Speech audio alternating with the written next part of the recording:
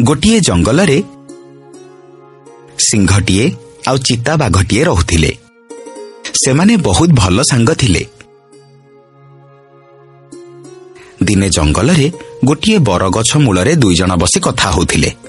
सेतिकी बेले सिंह कहिला, देख चिता, मते जंगलर सबु पशु डरंती। मो जेतिकी बलवान सेतिकी बुद्धिमान। मो भली साहसी प्राणी एई जंगल केही भी नाहंती।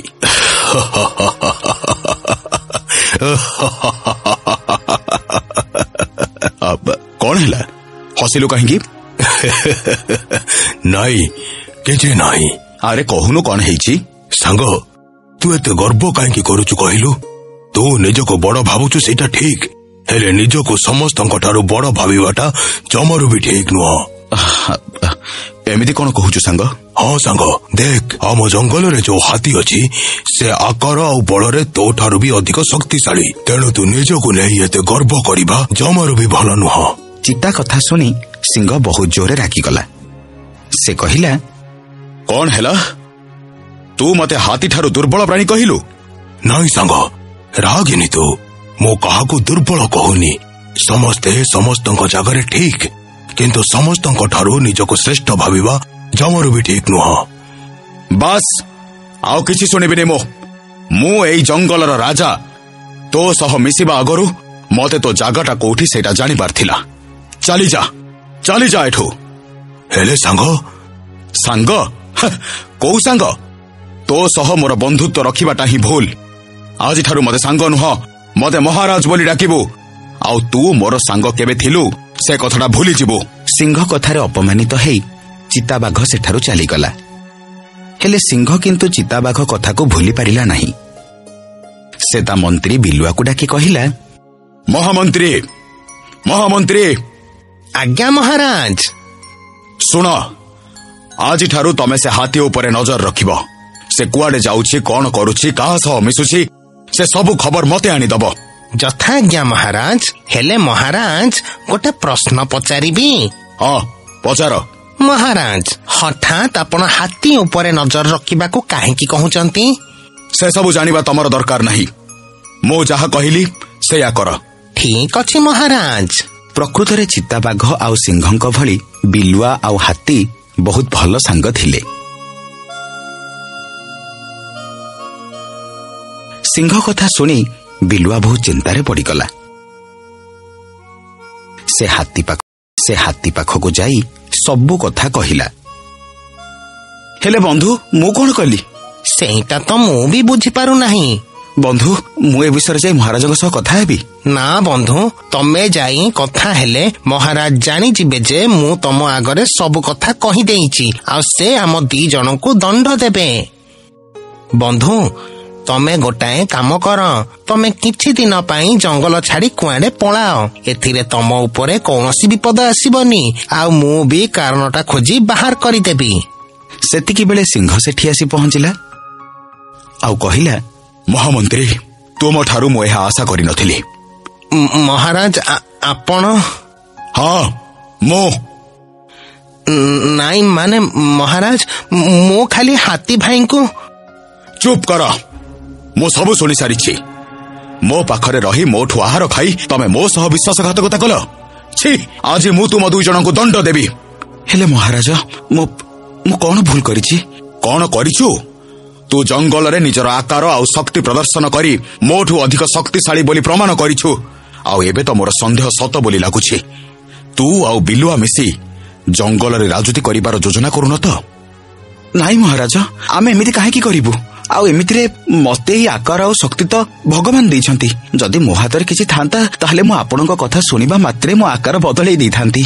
थाओ, चोर मुह भारी टाण। मो सह जुक्ति करूछु, तते मु निश्चय दंड देबी। महाराज, मो कथा टिके सुनंतु। ना, किछि सुनिबिनी मु। आज एई हाथी को मु दंड देबी। तेबे ठीक अछि महाराज, आपण प्रथमे मते मारी खांतु। मो बंधुकर किछि हेई गले मो बंची थाउ थाउ मरी जिबी। आ नियम अनुसारे आपण केवल जन को ही दंड देई पारिबे, आ अन्य जन को राज्य रु बहिष्कार करि पारिबे। तेनु महाराज, आपण मते दंड दियंतु आ हाथी भाई को जंगल रु बहिष्कार करि दियंतु। नाई महाराज, ଆପଣ ତାଙ୍କ କଥା ଶୁଣନ୍ତୁ ନାହିଁ, ମତେ ଦଣ୍ଡ ଦିଅନ୍ତୁ। ଠିକ ଅଛି, ମୁଁ ତୁମକୁ କିଛି ସମୟ ଦେଉଛି। ଯାଅ ଆଉ ନିଷ୍ପତ୍ତି ନିଅ ଯେ ଦଣ୍ଡ କାହାକୁ ମିଳିବ। ହାତୀ ଆଉ ବିଲୁଆ କିଛି ସମୟ କଥା ହେଲେ।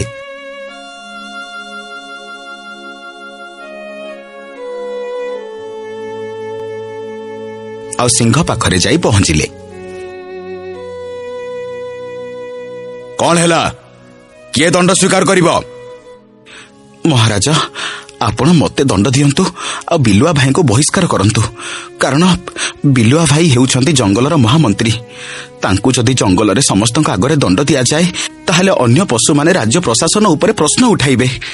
ତେଣୁ ଆପଣ ତାଙ୍କୁ ଗୁପ୍ତରେ ବହିଷ୍କାର କରିଦିଅନ୍ତୁ। ନାଇଁ ମହାରାଜ, ଆପଣ ମତେ ଦଣ୍ଡ ଦିଅନ୍ତୁ। ହାତୀ ଭାଇ ଆମ ଜଙ୍ଗଲରେ ରହିଲେ ଶତ୍ରୁମାନେ ଆମ ଜଙ୍ଗଲକୁ ଆସିବାକୁ ଡରିବେ। ଏମିତିରେ ଆମ ବିଲୁଆ ଜାତିକୁ ସମସ୍ତେ କୁଟିଳ ଆଉ ବିଶ୍ୱାସଘାତକ ଭାବନ୍ତି। ମୋର କିଛି ହେଇଗଲେ ସମସ୍ତେ ମତେ ବିଶ୍ୱାସଘାତକତା ପାଇଁ ଦଣ୍ଡ ମିଳିଲା ବୋଲି ଭାବିବେ। ତେଣୁ ମୁଁ ଦଣ୍ଡ ଗ୍ରହଣ କରିବାକୁ ରାଜି। ତମକୁ ଏତେ ସମୟ ଦେଲି, ତଥାପି ତମେମାନେ ନିଷ୍ପତ୍ତି ନେଇପାରିଲନି। କେମିତି ନିଷ୍ପତ୍ତି ନେବୁ ମହାରାଜ? ଆମେ ଦୁଇଜଣ ବନ୍ଧୁ, ଆମେ ପରସ୍ପରଙ୍କର ଅହିତ କେମିତି ଭାବିପାରିବୁ? ଆଉ ଆମେ ପରସ୍ପରଙ୍କ ଠାରୁ ଅଲଗା ହେଇଗଲେ ଆମକୁ ଭୁଲ ଆଉ ଠିକର ଶିକ୍ଷା କୋଉଠୁ ମିଳିବ? ହାତୀର କଥା ଶୁଣି ସିଂହ ପ୍ରଭାବିତ ହେଲା। ତାର ଚିତାବାଘ କଥା ବହୁତ ମନେ ପଡ଼ିଲା। ସେ ନିଜର ଭୁଲ ବୁଝିପାରି କହିଲା, ତୁମେ ଦୁଇଜଣ ମତେ କ୍ଷମା କରିଦିଅ। ମୋର ଅସୁରକ୍ଷିତ ମନୋବୃତ୍ତି ପାଇଁ ମୁଁ ତୁମକୁ ବହୁତ କଟୁ କଥା କହିଛି। ଯାଅ, ମୁଁ ତୁମକୁ ମୁକ୍ତ କଲି। ସିଂହ ସାଙ୍ଗେ ସାଙ୍ଗେ ଯାଇ ଚିତା ପାଖରେ ପହଞ୍ଚିଲା। ଚିତା। ଆଜ୍ଞା ମହାରାଜ। ଥାଉ, ମତେ ମହାରାଜ ଡାକି ଆଉ ଲଜ୍ଜିତ କର ନାହିଁ। ମତେ କ୍ଷମା କରିଦେ ସାଙ୍ଗ। ହେଲେ କାହିଁକି? ସେସବୁ ପରେ କହିବି। ମୁଁ ତତେ ଭୁଲ ବୁଝିଥିଲି ସାଙ୍ଗ। ତୁ କେବେ ବି ମୋର ଅମଙ୍ଗଳ ଚିନ୍ତା କରିନୁ। ହେଲେ ମୁଁ ତତେ ଭୁଲ ବୁଝିଛି। କ୍ରୋଧରେ କେଜାଣି କେତେ କଣ କହିଛି। ମତେ କ୍ଷମା କରିଦେ ସାଙ୍ଗ। ଆଉ ହଁ, ଆଜିଠାରୁ ଆମେ ପୁଣି ସାଙ୍ଗ ହେଲେ। ତୁ ମତେ ମହାରାଜ ନୁହଁ, ସାଙ୍ଗ ବୋଲି ଡାକିବୁ ରେ ଭାଇ। ଆଚ୍ଛା, ଠିକ ଅଛି ପାଗଳ ମହାରାଜ।